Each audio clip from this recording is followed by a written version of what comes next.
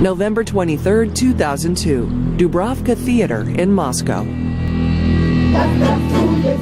A sold-out performance of Russia's first Broadway-style musical, North-East. Svetlana Gubareva is celebrating with her American fiancé and with her 13-year-old daughter, Sasha. The first act ends. Nothing out of the ordinary. Then the second half started, and right around this time I heard the gunshot, and saw a man dressed in camouflage getting on the stage. The theater's house camera captures the first startling moments of what will turn out to be a 4-day siege. A masked man shooting wildly into the air. The 850 theater-goers don't know whether it's part of the show or something else. Then I looked around and saw groups of armed men walking along the aisles on both sides. The terrorists are filming amateur video, which shows women strapped with what they claim to be bombs, lining the theater aisles, waiting for the command to detonate. Their leader, a notorious Chechen terrorist commander named Movsar Barayev, takes the stage.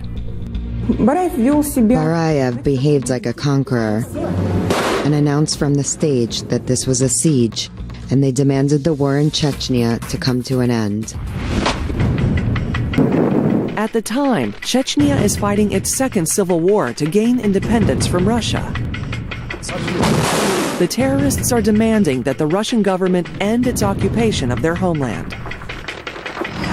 If their demands are not met, Barayev says he will level the theater, with everyone inside. I kept looking at this bomb and thinking, what if? Where would we hide? The woman noticed my nerves and said, don't worry, if it explodes, everyone will get it regardless. Now clear this is a life or death situation, the Moscow theater siege becomes an international lead story. In Moscow this evening, armed gunmen are holding hundreds of people hostage at a theater there. Moscow-based journalist Mark Franchetti covers Russia for the Sunday Times of London. He manages to reach Barayev by cell phone and convinces the rebel leader to do a face-to-face interview. This news footage shows Franchetti as he makes his way inside. The atmosphere was very tense. Was put up against a wall with 3 or 4 AK-47s pointed at me. I was searched. I was led into a small storage room. We have but one goal, to stop the war in Chechnya and to remove the Russian army from Chechnya. It was unprecedented. We're talking about 40 heavily armed Chechen terrorists traveling nearly 2,000 kilometers, arriving undetected, unhindered, and taking 800 hostages in the center of Moscow. It was a massive triumphant success as far as he was concerned. The siege drags on into a second day, a third. Then, after 57 hours, a development. Russian officials tell the rebels a negotiator is coming to discuss terms for a Russian withdrawal from Chechnya. Eventually they are told that the main general in the war in Chechnya was going to come and talk to them. There was a sense that they, after 2 days of standoff, they had managed to finally achieve a breakthrough. But the Russian government has another plan in mind. The Russians had never any intention of allowing the main general in the war in Chechnya to go inside. They tricked the Chechen terrorists, luring them into a sense of full security. So they lowered their guard, they relaxed. And they're going to pay for that. At 5:45 a.m., more than 4 days into the siege, Russian forces make their move, staging a full-scale assault. They pump a Cold War-era weaponized gas into the theater. Once they knock out the terrorists with the chemical agent, the plan is to enter and shoot.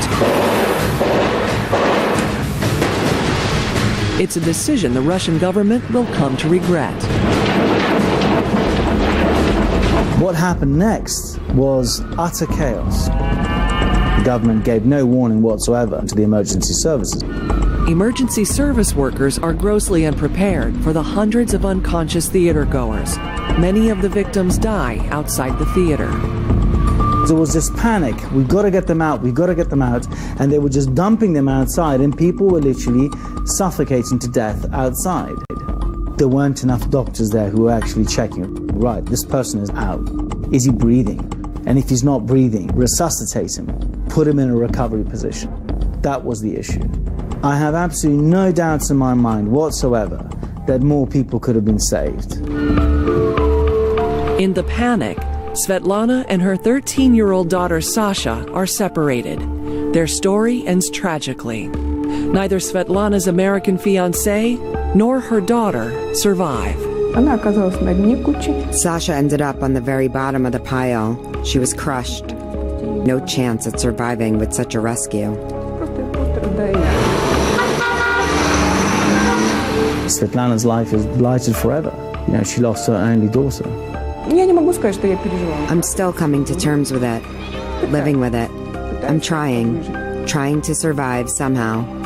All of the terrorists are killed, and 130 of the 850 hostages die as a result of the gas or lack of medical attention. A memorial stands outside the still-functioning theater as a stark reminder of that dark moment in recent Russian history.